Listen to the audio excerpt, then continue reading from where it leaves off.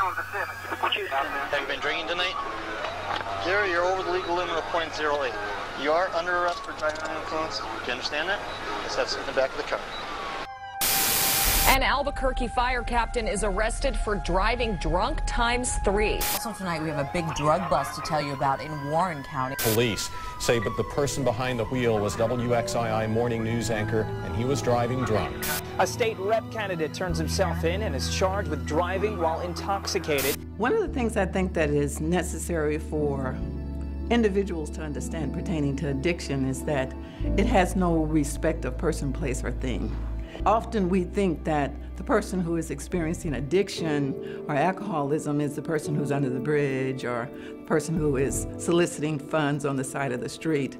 But it touches government. It touches doctors, lawyers, teachers. Everybody is touched by this disease. And so it's important that individuals begin to understand that, and so that we can lose the stereotypical perception that we have of who these individuals are. You know, addiction to alcohol or drugs is a serious and debilitating problem that we have. School bus crash in Midland this morning, and to make matters worse, the bus driver was arrested for DUI. My dad had an addiction problem, and it ended up costing him his job, and ended up breaking up the family. And then most recently, my younger brother, as a result of an injury, got onto prescription painkillers, alcohol, and non-prescription drugs, and ended up killing himself because he just couldn't handle it. We'll begin tonight with a very serious topic, drug addiction. 3 people behind bars arrested after a motel drug bust. Research through the years has given a pretty clear picture that for every alcoholic or addict, they're directly affecting a minimum of 5 people, that one addict. Approximately 1 out of every 10 Americans is an alcoholic, and then you multiply the 5 times that, you've got a staggering figure of people who are directly impacted. The rate of domestic violence is triple the national average. The police answered about 25,000 calls, all pertaining to domestic violence. I can honestly say that there isn't a week that goes by that we don't get domestic violence calls.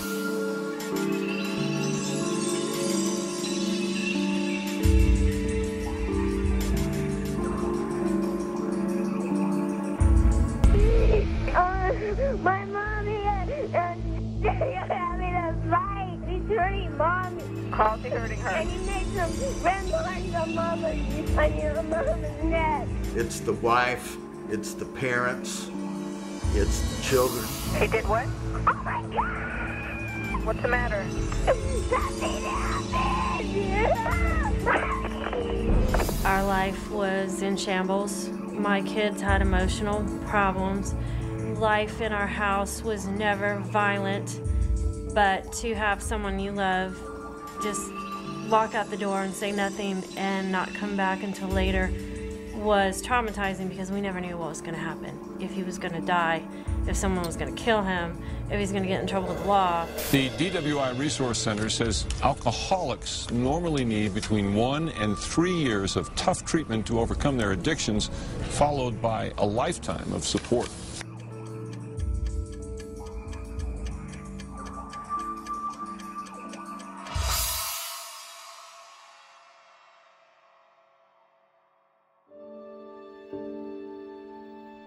In addiction, everybody pays. No one gets away. I don't care if you're a millionaire. I don't care if you don't have 2 cents to put together. Addiction affects you physically, mentally, and spiritually, and also affects you on an emotional level. When addiction goes untreated, the end is inevitably jails, institutions, or death. My kids are crying and suffering because Daddy wasn't man enough or strong enough to get away from his drugs. It took me that long to get to the point where, I said, I can't do this anymore.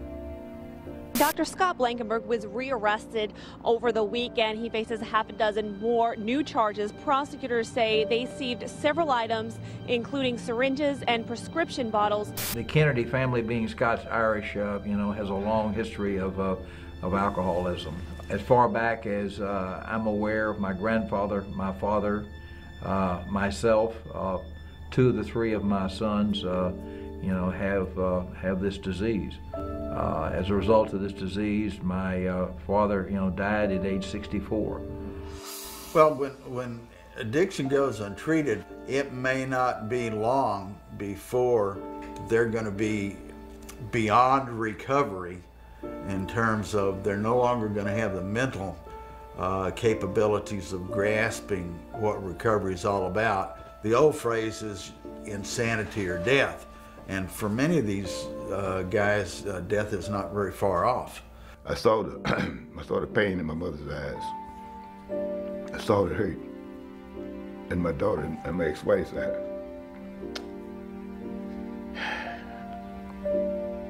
And my sisters and brothers. That was it, man. That was it. I saw me for what I was, what I'd become.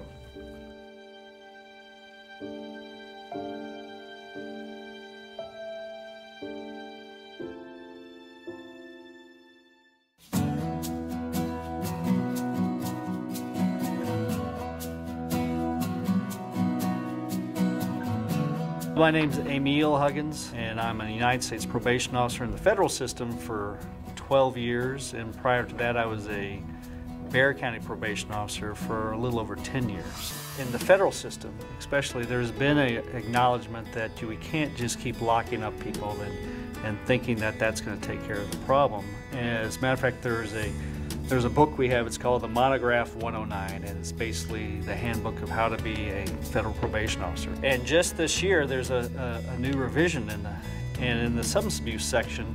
The very first line of that monograph says you have to believe that change is possible. And that's a big leap in the mentality of how we've dealt with people in the past. My name is Ernie Glenn. I'm the Bexar County Drug Court Magistrate. I specifically run the felony drug court program, but also have some jobs that I do with the misdemeanor program too. I mean, my estimate has always been probably 80% of the people who are committing crimes out there, or what we consider crimes, are doing it because they have some sort of substance abuse and sometimes mental illness problem. These are people that actually, for the most part, have been to prison, and they're coming out and they say, Mr. Huggins, I know I have seen what drugs and alcohol has done to my life, and you don't have to worry because I am never going to do anything like that again. And that's always one of the most worrisome things that I hear, because then they don't really have, it's almost too much confidence. There was no counseling, there was no anything. There was more, I found drugs almost easier in prison than I did on the streets. I mean, it was always available. Marijuana, hooch, the alcohol, cocaine, speed, all these things were available. I mean, if you had the money, you had the right person, you could get it. I mean, I've seen things in prison that nobody should ever see. Look at the social behaviors we have today in the streets, the terminology that's used, how easily everybody accepts lighting up a joint or having a drink and thinking that this is socializing. I would almost have to say it was the norm for the area I was in. Everybody was smoking pot, drinking, and that's where I started. And I didn't stop. And eventually that socializing takes you to the fact that it's repetitive, and it becomes more repetitive. Eventually somebody introduces another drug, then another drug, and another drug, and you find yourself like a dog trying to bite his tail. It just progressed, got worse. And then I got into other drugs. And when I got into cocaine is when it got bad. I mean, it was bad the whole time, but the cocaine is what made it really bad. The ones that I talk to that have been in the prison system and been to what they call treatment in the prison system, I say, well, what's the biggest thing you learned? And I get a lot. And they don't remember anything. What they learned was how to do prison. They learned how to call people boss. They learned how to be superficially acceptable. But it was all on the surface. There was no change within. Somebody's got to pay for the investigation and prosecution and housing, probation, prison, whatever it is that's going to be the end result of all this. So it's really quite a large expense, especially when you consider that housing somebody in jail or prison costs anywhere from around $30,000 a year to $50,000 a year just for one person. Well, in the past, when you think about judges, for instance, and the philosophies they use for sentencing, there really wasn't any science to it. It was just, the judges are merely a reflection of the community and society, and that's what people were demanding. We actually started our first drug court around 2001, 2002 in Bexar County, and it kind of got off to a slow start. As time has progressed, I think there is more science that's happening. We're working off of best practices now. The DEA and the Chicago PD or all the great police departments, it's easy to slap cuffs on somebody. It's easy to lock them up. It's easy to send them to prison. But don't forget, what product are you dealing with? A human being. And he's an addict now, not by choice. He's addicted. He has a disease. How come we don't have medical people involved in all this? Nobody cares. Why do we always be so kind to people? Oh, he has cancer. Oh, poor lady or poor guy. Oh, he's diabetic. Did you take your medicine? Or he's a high blood pressure. Did you take your medicine? As soon as you say, oh, he's a drug addict, they step back. Why? Ignorance. They don't understand what the disease is about and how we have to work with it and how people have to learn to manage it. It's manageable, and you can do it by the things we tell you to do, the steps, the meetings, gravitating to the kind of society you need to work in. It can be done. There's even proof here. I'm going to tell you something. I've worked with a lot of different types of men on the PD and DEA, and I've never met men that I'm prouder to know or work with than here. And I mean that.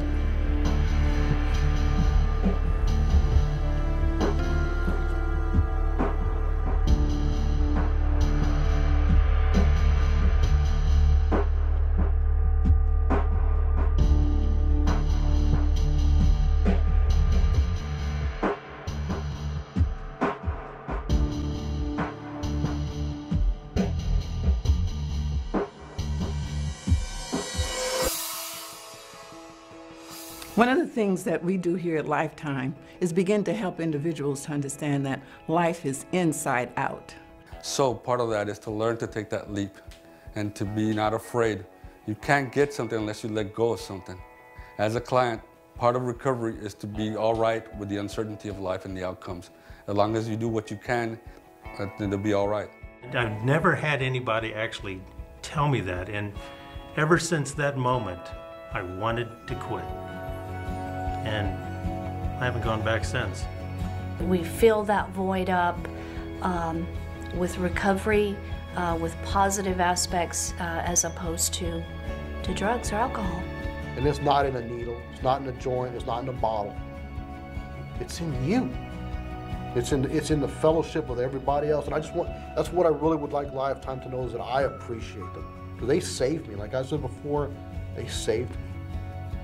Up to their experience with us here at Lifetime in Treatment, they have lived their lives from an outer perspective, outer needs, outer desires, thinking that their success, their love, came from things outside themselves. That's what Lifetime has showed me, that there is love out there, and drugs doesn't love you. Alcohol doesn't love you. It wants to kill you. You know, some of the techniques and that we use at Lifetime Recovery is called a small group process. They're able to sit in a circle and be able to process some of these negative behaviors. And it's something that the men here at Lifetime Recovery, the clients, that they're unfamiliar with these type of feelings. Most of the feelings that they're used to dealing with is anger. And when we take them to the next level of actually getting to their heart, where they can actually feel about shame, guilt, really allows these guys to open up and relieve some of these feelings that they have tied up inside them, which could lead to relapse and to a point where they're using drugs again. You know, it was the first time in my life I ever realized what it meant to care about somebody else other than myself. To let somebody know that I could be loved and I could love somebody, that was opening up for me. And it was just a new beginning for me, man, to be vulnerable enough to let somebody in. It's vital. Without some form of treatment, whether that treatment is detox, whether it's outpatient, whether it's intensive residential, whatever the level of care is, doesn't matter. What is this person lost and what do they still have? And those two factors are going to help me figure out what's the best level of care for this person, so that if it's not residential, I can call our people at outpatient and say, hey, I've got a really good candidate for you guys. I believe treatment's important because treatment works.